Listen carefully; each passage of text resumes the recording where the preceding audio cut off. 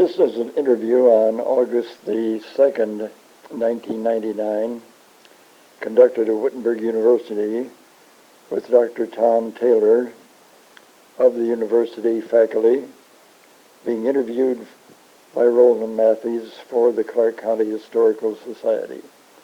I've asked him to carry his own pace and to cover his life story with particular emphasis on what the community means to him and his family. So go to it, young man. Well, I was born January 8, 1955, in Columbia, South Carolina. Adopted at birth by my dad and mom, Ralph and Ruth Taylor, who were from upstate South Carolina, from the Greenville County area, northwestern corner. Born in Columbia in '55, and I lived in Columbia until 1967. So I was there in the early days of the integration disputes. I was in a couple of public schools, was moved once because of the disputes. Got involved in history. My first clear memories of getting involved in history would be writing an essay responding to the assassination of President Kennedy in 1963, which my mother, of course, saved. And then into the fifth grade, I won, it was the Daughters of the American Revolution statewide essay contest for that year. And for that, was invited to the local DAR to read my paper. It's the first time I did that. At what age? That would have been age 11. Yeah. That was an interesting experience, to say the least. So, raised in Columbia in those years, in 1967, my father was transferred by his company. He was in refrigeration, heating, and air conditioning. My mother was a nurse. And he was transferred, and we all moved to Greensboro, North Carolina, where I went through junior high, it was called in those days, and senior high school, all public schools. And then attended the University of North Carolina at Greensboro, beginning in '73, and left 5 years later with a bachelor's and a master's degree in history. Met my wife in Greensboro. We met in high school, actually. Michelle Bostick was her name, Michelle Bostick Taylor now, and we married in 1975, about halfway through college. Left Greensboro, and I'm skipping all kinds of wonderful stories in Columbia and Greensboro because that belongs in their archive. Left there for the University of Illinois at Urbana-Champaign in 1978, where she finished her bachelor's degree. She took a degree in education, and I was working on a doctorate in history. We were there for 5 years, and finished doctoral exams and all that stuff, and left ABD in 1983, returned to Greensboro, and did a number of things, but primarily worked with the residential college program at the University of North Carolina, Greensboro. And my wife also worked full-time. By this point, we had 2 children by the time we returned to Greensboro in '83, and a third child was born in 1986 in Greensboro. So the grand total of 3. Aaron and Sarah, who are both girls, twins, born in '81, and Samuel, who was born in '86. Well, after about 5 years in Greensboro, I finished the dissertation and defended and all that. And I think I technically received the degree in January of '88. And that same year, I took a job at Wittenberg as an assistant professor of history to succeed Bob Hartshey, who had been in the community for many decades and was well known to many people, including you. So I came to Springfield with my wife and family in the summer of 1988. And it might be interesting to know what it was like when we first took the place. I first came into town from the airport, as university faculty candidates tend to do. So I came in from the west side. She and I drove up through the south, so we came straight up South Limestone. Now this is '88, so this is at, if not the worst stage in the Rust Belt phase, it was not many years beyond the worst phase. And so the south side of town was not particularly inviting. She nearly cried in the car. That's how uninviting the place looked coming in from that angle. Things have changed, fortunately. So that was not a good impression at first. Anyway, we lived near campus from '88 to '93 in the district, right across the street from campus, as a matter of fact, on Ward Street. And then from '93 to '96, we lived on the west side of town, on Northgate. Harding Heights, I think it was called Harding Heights, Orchard Downs, that area. And then in 96 moved to our current address, which is Rebecca Drive more on the north side of town. I came here as an historian, of course, and I was a little interested in the local scene, but not a lot. I spent most of my time, the first couple of years, worrying about getting courses in place and trying to keep some research going and doing some writing, the normal things that a young faculty member does. And after, I don't know, I think 3 or 4 years, I landed in faculty politics and started working on some of the faculty governance committees, and I was neck deep in that from at least 92 down to about 98. But, you want to know about Wittenberg in those years? Sure. When I arrived, my impression was that it was a private, more or less liberal arts college with some other programs as well. It was in the enrollment around 2,200 at that time. It would peak in the 2,300s, I suppose, after 3 or 4 years. My impression was it was essentially like a lot of other Midwestern liberal arts colleges that included the education and management program. I knew it was technically church-related. I didn't see a lot of evidence that was particularly important when I came here in 88 and 89, and it wasn't presented as important to me. I think the provost mentioned in the interview, but beyond that, it didn't seem very important. The president was? The president in those days would have been William Kennison, Bill Kennison, and the provost would have been Bill Weavington. And I was here for, I think, the last 2 years of Bill Weavington's time as provost, because he left in 1990. And then after a year of interim, Sammy Greer came in 1991. And so most of my activity in faculty politics and governance, really being involved in curricular issues and larger university issues, has been during her time. And also during the transition from Bill Kennison to Barry Tipton in 95. At Wittenberg, I'll be brief about this. I did about 3 years heavy work in the curriculum. In the mid-90s, the campus did several things at once. We decided to change calendars. We decided to change from the old trimester calendar to a new semester calendar. And we also decided we needed to look at our general education basic degree requirements, both of which have been overhauled in the mid-60s, calendar change and degree requirements. And we were going to do them both again in the mid-90s. Well, as luck would have it, I ended up chairing the curriculum committee at the time that happened. And I also ended up chairing the general education or the basic degree requirements committee, called the Institutional Requirements Committee. So for 2 years, I was up to my ears in curricular reform and curricular work and all that, which was a lot of fun. I still get the faculty minutes, and I noted your name a great number of times. I think it's true. I probably made more motions in 2 years, on behalf of the committee, of course, than anybody had ever made. Because we ended up approving the entire university curriculum, and every time we voted on a program, somebody had to make the motion. Well, I was chair, so I made the motion. And I know I spent more hours up front than any other member of the faculty, other than the provost. Yeah. It seemed interminable. As many people would have told you. When will he ever get out of here? After 94, 95, with some overlap, I was involved in the Church Relations Task Force in 1992-93. I was secretary of that task force while I was chairing the curriculum committees. And that project, that was really the first time I started taking seriously the church relationship. Because as I say, I had not seen a lot of evidence that it was particularly strong here. I heard from other people that it was, but I didn't see it myself. We became Lutherans, I should add, in late 1988, a few months after we moved here. We had some Lutherans in the background, but we weren't Lutheran. My wife was not Lutheran by family, nor was I. Oh. So we became Lutheran in the late 88, and by 91, 92, 93, that issue was more important to me. And so there were some fairly tough public and private debates in 93, 94, 95 regarding the church relationship, and I was very much involved in those, rabble-rousing and organizing and writing this or that memorandum. So I worked on that issue for a while, and then sometime in early 95, I became involved in faculty personnel issues, reforming some of the procedures, and then ended up serving on the faculty personnel board from 95 to 98 for 3 years.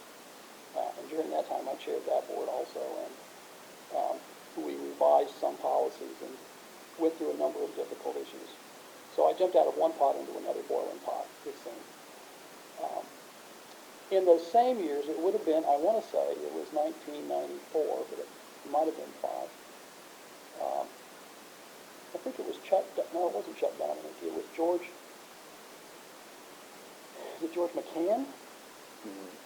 Called me from the Clark County Historical Society. He was chair of the nominating committee that year, asking me if I would be willing to run for a seat on the Historical Society board. And I think the plan was that I was to succeed Chuck Dominic at the same time that Bill Kennison was going to return to the board and succeed Roland Matthies, as I recall. And so I did. So somewhere in the mid-90s, I also joined the Clark County Historical Society board. I had done a little bit of work with George Rogers Clark Park and their historic interpretation issues, and their mission statement in particular. And I was getting more interested in local history anyway. I had started doing some research with my students on Clark County history, converting census records from the 19th century into a computer database. And so all these things seemed to come together at a good time. So I joined the Historical Society board in the mid-90s also, in the midst of these other political intrigues. And as my campus political involvement, I could finally back off some. The Historical Society work has been more important to me since then. Let's see, what's interesting in all of that? What did you see when you got into the Historical Society board?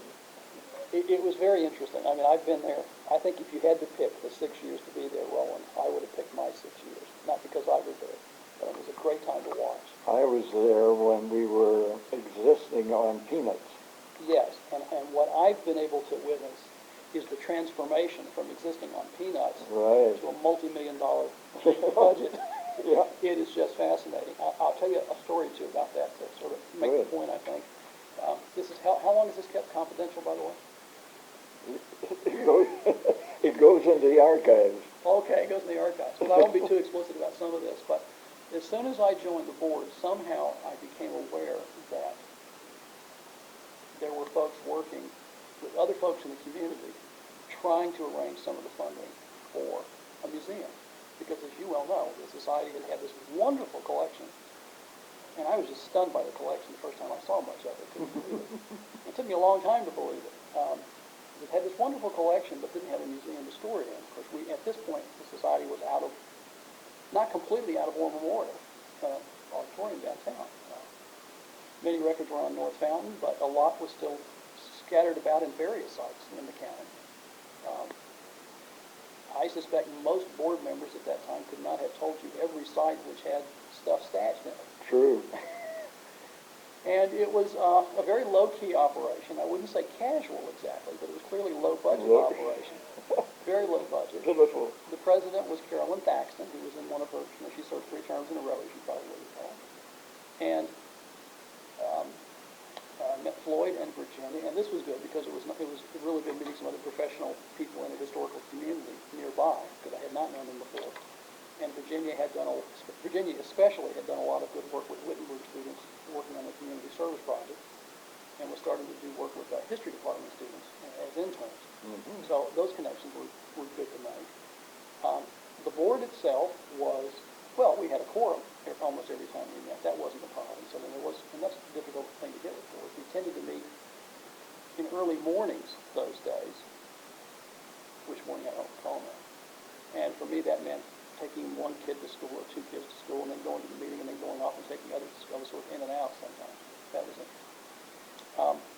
What was more interesting was realizing that the background work for starting the museum was going on behind the scenes, and it was clear that that the board was giving somebody a lot of leeway in what they did, because the board really didn't know what was going on. I mean, they were not getting reports on a regular basis. And the people who were doing that, of course, I mean, one reason they were people like Roger Hart and Bill Kennison, who were doing very important, really groundbreaking work for the organization behind the scenes. And I'm sure others knew what was going on. And for some reason, I knew what was going on, but not because I was being briefed in board meetings. We certainly weren't.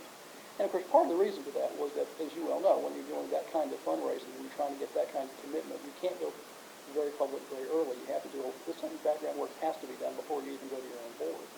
It's not that they were spending money without permission or anything like that. But it was very interesting to watch that process. I remember one participant, whose name I think I shall not name at this point, saying, if I were in charge of this operation, I wouldn't let me do what I'm doing.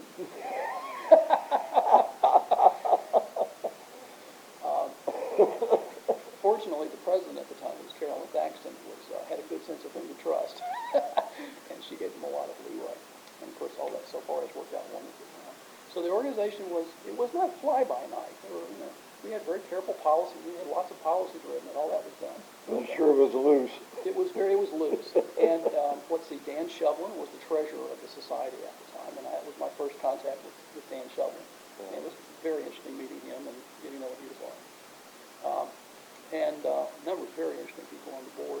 Harry Laburn was there, and I guess Bill Wong was there. The man with the Greek name. Katakopoulos? Yeah. Yes, was there. And of course, Bill Kennison, as I mentioned, and lots of other people. Yeah. I can't remember quickly. Then, of course, after 2 or 3 years, it became very clear that there was a real possibility here that enough private money was going to be put up, and that there was possibility of significant government support for the project. Then, of course, the board had to start bringing in new members and bringing in some people that could help us in a project of that sort. Boards reflect the current needs or the recent needs of an organization, and that board really had to change pretty quickly. So I got to watch I got to watch that process of changing membership rather rapidly. Suddenly we had, I found this humorous at the time, we ended up with both superintendents from the county, Kathleen Neal and Charles Cornell, and and the retired president of Wittenberg on the board, with the retiring, not shy in retiring, but the retiring and then retired president of Clark State Community College, Al Salerno, on the board. So we had 2 college presidents and 2 superintendents on the board at the same time. Yeah. Now keep in mind, I was the token academic teacher, I thought. So here I'm surrounded by administrators. I suppose that was appropriate. But it was wonderful to watch that change. And of course it's still changing. I mean, it's very much an evolution. It hasn't quite landed yet, I think. We still wrestle with how to balance the various political constituencies that make up the society which we are supposed to represent in the historical society. And conforming to their numerous legislative requirements. Yes, and their political agendas and their social agendas and their intellectual agendas, all of which are legitimate, all of which have to be balanced. We're trying to balance that with the need to make it the kind of board that is effective in fundraising, because now we have a fundraising responsibility that this board didn't have when I joined. Imagine my shock when this poor associate professor found himself on a board where they really needed to raise money. Whoa, why am I here? So I became chair of the collections committee, and I've been that for several years now. And I've also worked fairly extensively with Floyd and Virginia behind the scenes on various historical matters. I'm there as the token professional historian, of course. And you find them well qualified. They're very good at what they do. We all have our weaknesses, but Virginia was hired, as you'll recall, as an archivist, and that was her formal training coming out of Broad State.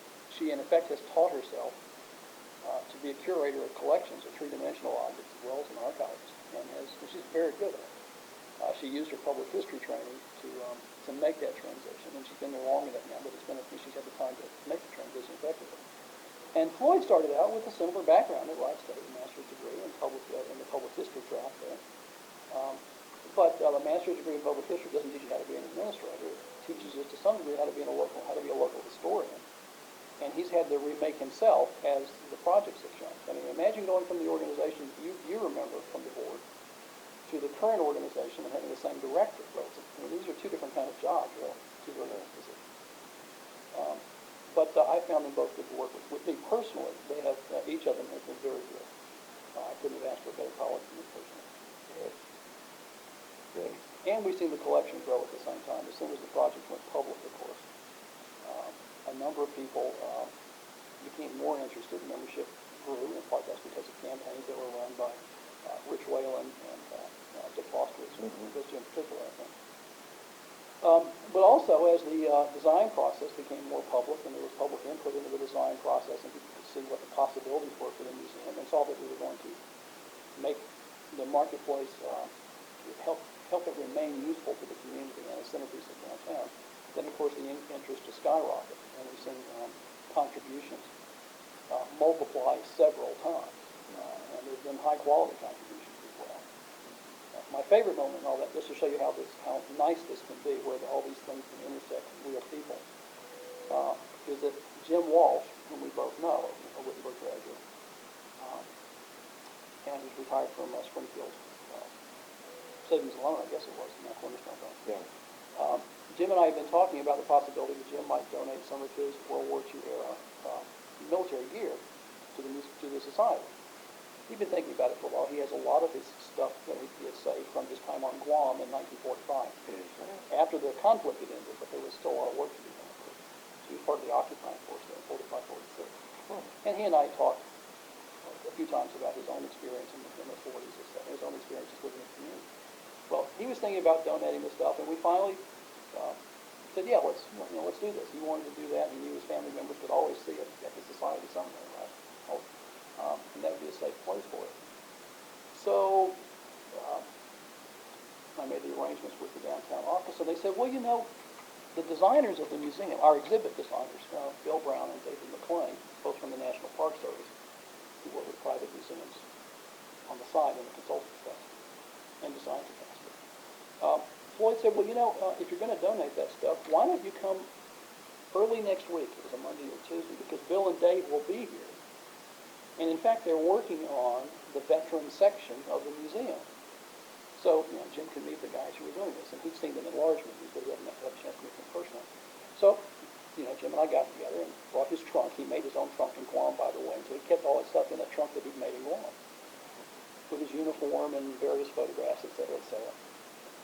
And we took all the stuff down, and Virginia and Floyd and I took him back to meet Bill and Dave, and we literally watched his collection go from his hands, not merely into the society's hands, but into David McLean's drawing.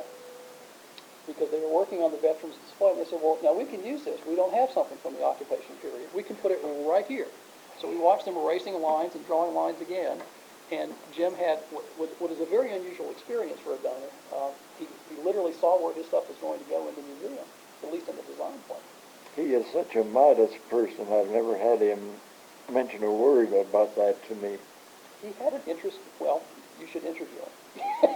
He had an interesting time of it in the 40s. Like, you know, he's a very typical Springfield guy in many ways. You know, he was an athlete, and very good athlete in Springfield High School.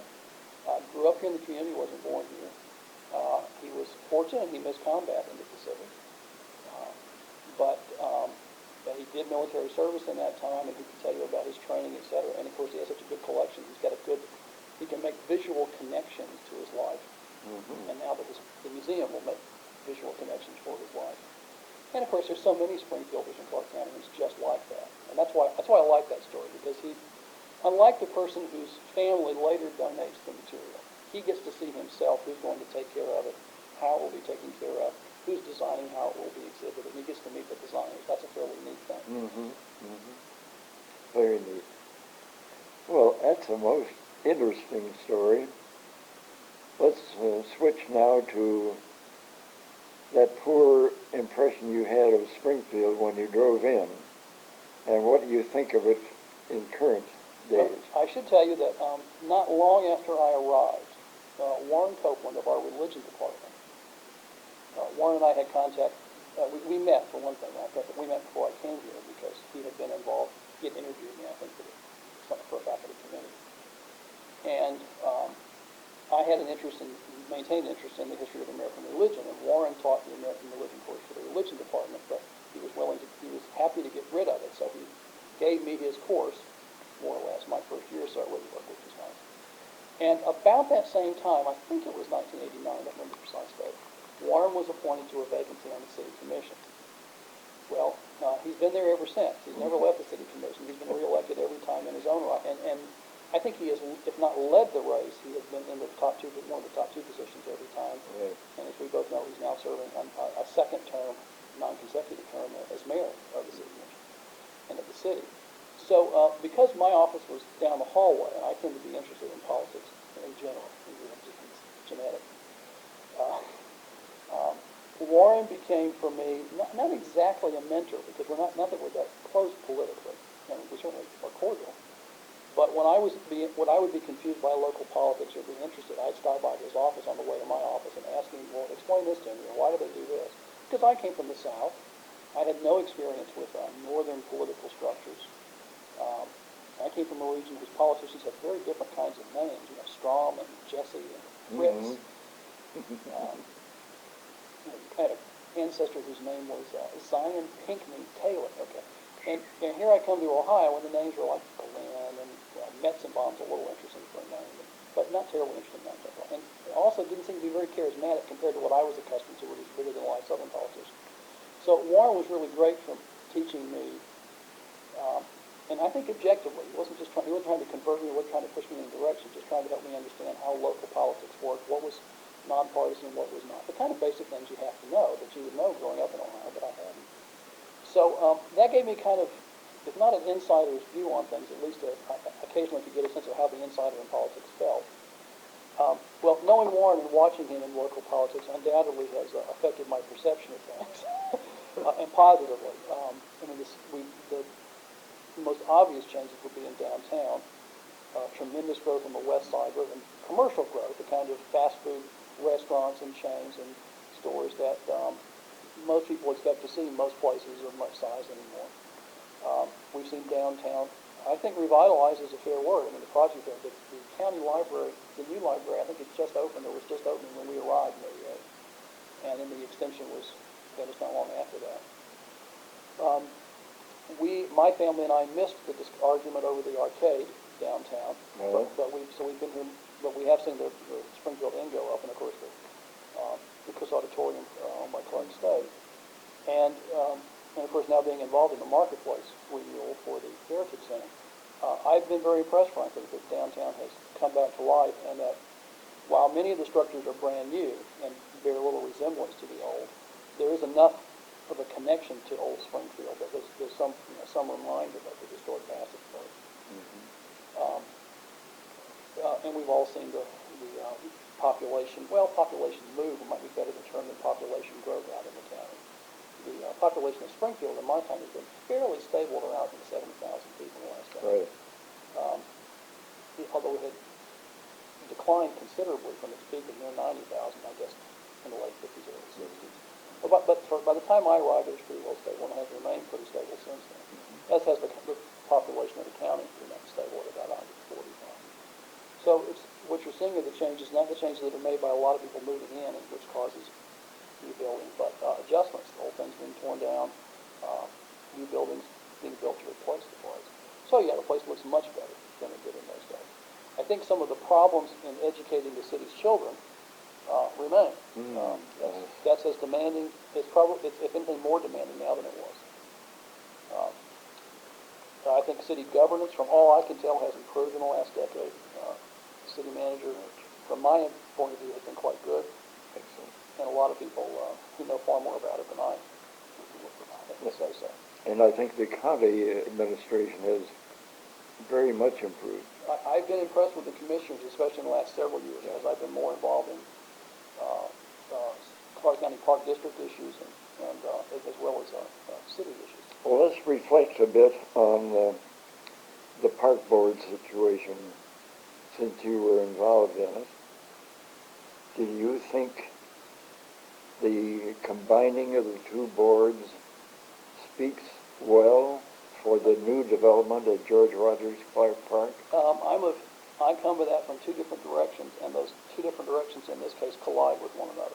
So I have to explain both directions. On the one hand, as a kid from North Carolina, which is accustomed to strong county governments and strong city governments, and a state that does not have townships, I'm very comfortable and accustomed, frankly, to seeing a lot more cooperation between municipality and county government than I saw here when I arrived in the late 80s and early 90s. That was one of the first things Warren Copeland had to teach me about.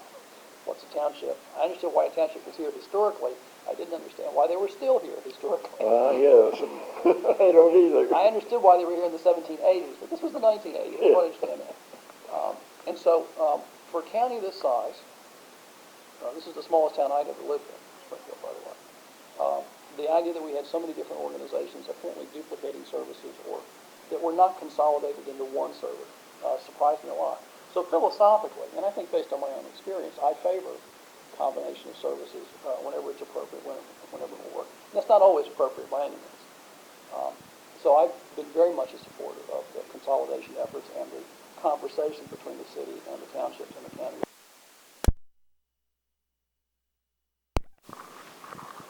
Okay, I happen to be familiar with a man at Kiwanis Club who is the executive of the George Rogers Clark Park Board. Yes.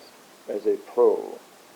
And he is quite upset about this, and I don't know enough about it to know. That speaks to my other side. Well, as I say, while in general, and philosophically, I support consolidating city and county services where appropriate. I've also, in the last 10 years, become a historic preservationist. And as you probably know, historic preservationists are sometimes radical and agitated, and sometimes we agitate just for the sake of agitation. I don't think I'm in that camp yet, but I could get there. And as a historical preservationist, one of my concerns about the community, and I think this could still apply, is that I think historic preservation has been pretty far down the list of priorities. We both can think of important historic sites or properties that have been allowed to wither or go by the wayside. And some of that's due to the financial stresses on the community in the 70s, I think in the early 80s, undoubtedly. Some of it's also due just to a sense of what I would see as a misplaced sense of priority, since I see preserving historic sites as in the long term economically good for the community, even if it's expensive in the short term. In the last several years, working with the Clark County Park District, which of course is a third entity, it's not the Clark County Parks and Recreation Board group, and it isn't the City Parks and Recreation Group, it's a third group. Working with that CCPD and knowing some of those CCPD commissioners and working on those projects with them, I at least have been convinced that the CCPD understood that George Rogers Park is a historic and also a natural preservation park, and that those were its primary purposes. In other words, it was not specifically designed for recreation per se, for baseball and softball and tennis and golf and that kind of thing. Well, the CCPD board understand that, but of course they were never given any money of their own. That's how the state set them up, set up these park districts without funding. And so they've always been at some risk. And my chief concern at this point is that I know the CCPD can be counted on to support historic preservation of the park. They have by no means done everything I wish they had done, or I've got to agree with every point, but I don't doubt their commitment to historic preservation.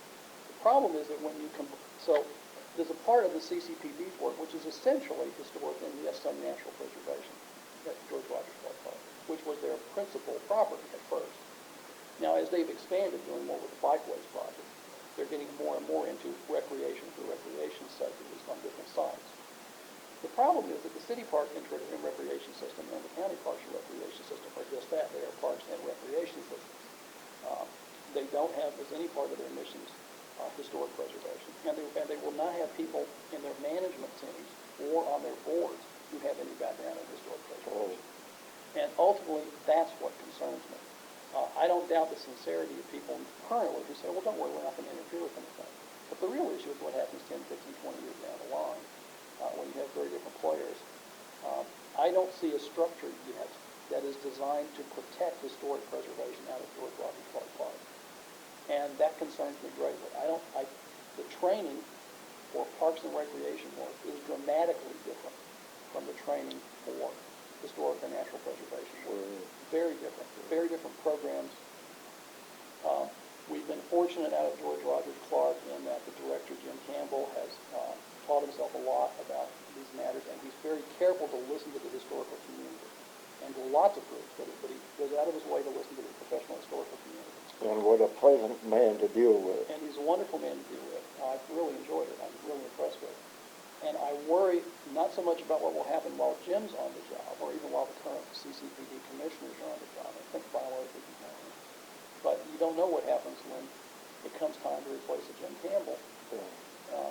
And the pressures are on from the other bodies. And so it's not so much that I'm opposed to consolidation, but I am very concerned that historic preservation is going to get lost in the shuffle again. And I think too much has been done at George Rogers Park in the last 5 or 10 years to let that Just be at risk. beautiful. Yeah. Okay, one last thing, and time gets on.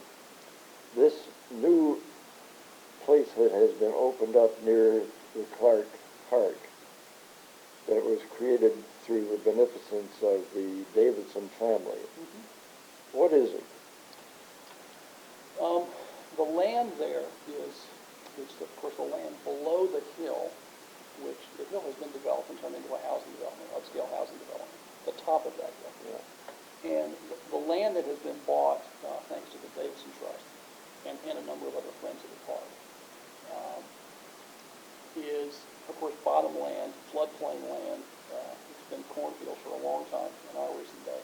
In fact, it was being used for cornfields almost certainly in the 1770s, 1780 when the Battle of Piqua occurred in August of 1780. That's the part surrounded by the highway, by the Yes, road. that's right. Right now it's crisscrossed by various roads, which of course in 1780 weren't there. The great need, frankly, in the early part of the 90s was to secure the top of that hill, to buy that land, because it's the professionals associated with this park, not with the park, but the professionals who know most about the battle, are convinced that some of the key stages in the battle actually occurred on that hill. Well, that's not what happened. That land was lost, and it has now been developed, most of it. But trees were planted so that it's not as visible as it might be. And although the hill was lost, at least this bottom land was purchased. And I think buying that bottom land is very useful because Clark's army, when they crossed the river, the Mad River, almost certainly passed through those, most likely passed right through those fields, those bottom land fields. And the battle eventually took them up into the hills. And we don't own most of those hills, and I consider that a shame. But at least the bottom land has been saved. And my impression of all this is that the Clark County Park District Board needed office space, and they did need a building for office space and for various functions. The Davidson Trust was interested in getting something out there. They at one time expressed an interest in helping get the County Historical Museum out there, but that wasn't going to be very practical, I think, from the CCHF. So they were willing to help support building an interpretive center in that bottom land. I think having an interpretive center on that site is probably a useful thing. I think it's probably a good thing, and I've certainly spent a lot of time working with the exhibition part of that. Whether if I had the money, I would have used that money for other purposes probably. But I see that it does meet a number of it helps meet several different agendas at the same time at the park. And there has long been a need for some kind of interpretive center on site. The advantage of that particular center is it's more or less on the line of march, we think, between the spot where Clark's army forded the river and where it eventually attacked the stockade that was amidst the Shawnee homes. Now, right near there, there's something to do with American Indians, right? That's right. That plot is being developed, and I frankly don't know much about this, by a group of folks who claim attachment to the Shawnee. They don't have much funding, and they're on a piece of land that's kind of caught in between. I guess it would be Old Lower Valley Pike and Highway 4, and it remains to be seen what will happen to them. I know that Jim Campbell has been very careful to consult with those folks and talk to them, etc. But at this point, I'm not optimistic about how much they can do. I don't doubt their commitment, but funding is an issue and expertise is another issue. And they're not on park land per se. Well, Tom, I've learned. I'm delighted to have interviewed you and to say thanks for your participation on that historical board. I think it's an immense achievement for our community, and you certainly are playing a very vital part. Thanks a lot. Thank you.